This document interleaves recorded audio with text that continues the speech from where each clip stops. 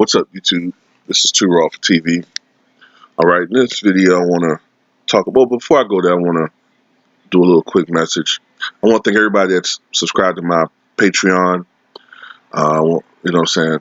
Thank you guys so much. If you are interested in subscribing to my Patreon, it's only $2 per month. I know a lot of people are subscribed to other things, but it's only $2 per month. Try to keep it as low as possible. And on the Patreon, there's already uploaded content, well over 20 videos. And we'll be uploading this weekend on the Patreon. And on the Patreon, of course, I'm able to talk about stuff that I cannot talk about on YouTube for obvious reasons, censorship. They don't like to hear people talk about social issues or politics or whatever. So on the Patreon, I'm talking about stuff like that. And also on the Patreon, I can kind of, when basketball season starts, I'm able to kind of go more full force into my opinions on certain things. All right, so on the Patreon, there's that. And also, if you want to donate to the channel, you can do so on links provided in the description box below via the PayPal or the Cash App. Now, I want to give a quick shout out to Pete Alonso of the New York Mets. I know the Mets fans really haven't had much to be happy about this year from a success standpoint. There was a little stretch after the All-Star break where the Mets went on a run, and they were in playoff contention for a little while, but they've been, I think, mathematically eliminated from the playoffs recently. But from an individual standpoint, there's a bright spot, and that has been the rookie Pete Alonso. Pete Alonso has had a historic season so far for the New York Mets. He broke the long-standing record for home runs by a player for the Mets organization, which was set by Todd Hundley all the way back in 1996. I remember when he did that. I think Todd Hundley was a catcher for the team. And then, of course, that mark was matched some years later by Carlos Beltran of 41. I think it was 2006 when he did it. I think it was. But he smashed that mark, and he sits now at 52 home runs. And his home run last night tied the rookie record, the overall rookie record, Major League rookie record, which was set just 2 years ago by New York Yankee Aaron Judge. And there's 2 more games to go tonight and tomorrow. So Pete Alonso can make history. He could overtake Aaron Judge and have the rookie record. And it'll be interesting because it'll kind of emphasize the era that we are in right now. Don't want to go on a rant too much about this. I don't want to take away from what these guys are doing. But it's obvious to me that the baseball is juiced. All right. I don't think it's any more a question about steroids, but I know Major League Baseball recognizes that as much as people claim they dislike the steroid era, the home run era, that's when Major League Baseball was taking off in popularity. After the strike, you know what I'm saying, where baseball lost a lot of their fan base, Cal Ripken's streak brought it back a little bit, but it was the home run race by Mark McGwire and Sammy Sosa, which put asses back in the seat and brought the cash back to Major League Baseball. No matter how much they want to play high and mighty afterward, those guys, Mark McGwire, Sammy Sosa, Barry Bonds, Rafael Palmeiro, you know what I'm saying, Greg Vaughn, you know, the list goes on and on, Mo Vaughn, those guys put asses in the seats. Juan Gonzalez. I mean, we all remember these guys. Andres Galarraga. You know what I'm saying? I'm not even a baseball fan like that, but I remember that era. Oh, I used to watch those guys. I used to watch baseball specifically just to see if those guys would launch some bombs. You know, especially McGwire, Sosa, and Bonds. All right, but this time it's not that the guys, you know, the conversation back then was, it's interesting because back then nobody really thought about steroids. Most people said, well, is it the smaller ballparks? Is the baseball juiced? And it comes to find out, it was a little bit of the ballpark thing, but it was these guys were on steroids. But now, I think the ball is juiced because there's no way in hell that you look. For example,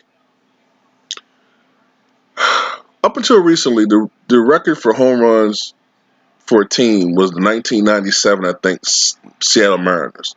They hit 264 home runs that year, and that record has stood for 20 years. Now, all of a sudden, this year, I think you got like 2 or 3 teams that are going to surpass well over 300 home runs.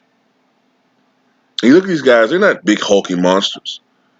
And then you see some guys that are hitting 50 home runs, 40 home runs, and you look at them like, come on now. Come on. Come on. Reggie Jackson, I think his career high is, 41 home runs?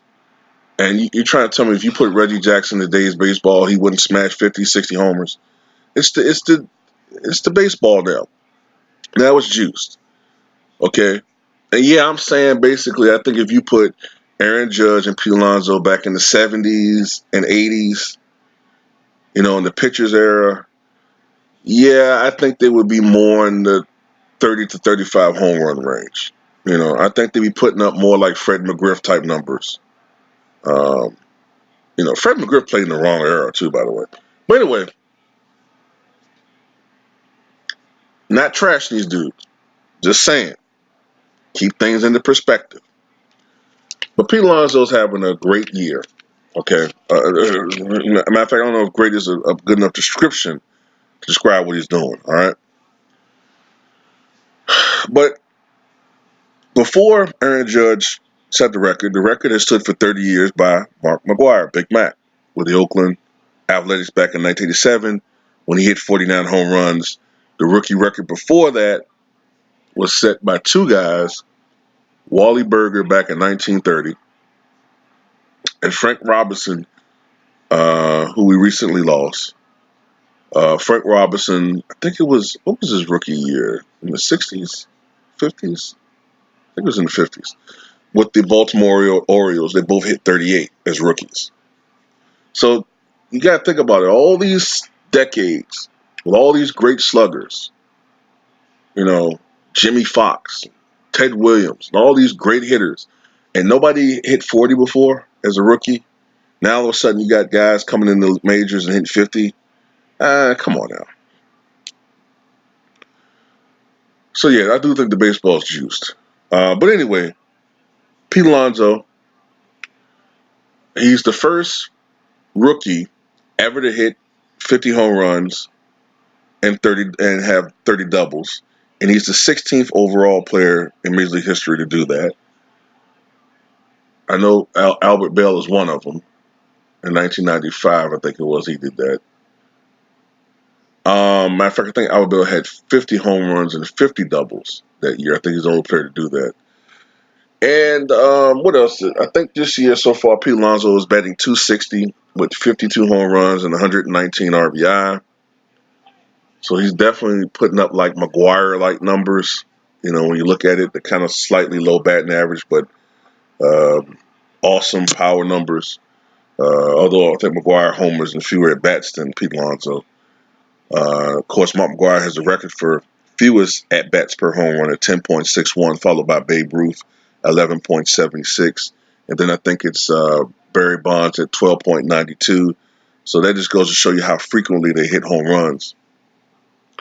What else has Pete Alonso done this year? If Pete Alonso is able to hold his major league lead, which is 52 home runs, he'll become the first ever rookie to lead the majors in home runs. No rookie has ever done that. 2 years ago when Aaron Judge hit 52 home runs, the league leader was, I think it was Stanton, who I think was with the Blue Jays. Might have the wrong team up there, but or was it the Marlins? I can't remember what team he was with, but Stanton hit 59 home runs. And the year Mark McGwire hit 49, he shared he shared the Major League lead with Andre Dawson, who was with the Chicago Cubs at the time, and he hit 49. Incidentally, though, Mark McGwire possibly could have hit 50 home runs as a rookie, but he chose to sell, I think, the last 2 games of the season to be there for the birth of his son, who was, also a little kid who uh, Big Mac embraced when he hit his 62nd home run back in 1998. I'm trying to think of any other factoids I can pull out my ass with Pete Alonso. We think that's about it as far as what he can accomplish or things he's going to do. So, I know Pete Alonso is really playing with enthusiasm. Like I said, Mets fans don't really have too much to be ecstatic about. They do got 2 World Series, 1969, the amazing Mets, and 1986, little roller behind first, behind the bag, it gets through Buckner. Yeah. We know that one. It's been a while since they've had some great teams, but the Mets have a shining star right now, Pete Alonso, and hopefully he can shine for them for years to come. Tell me what you guys think.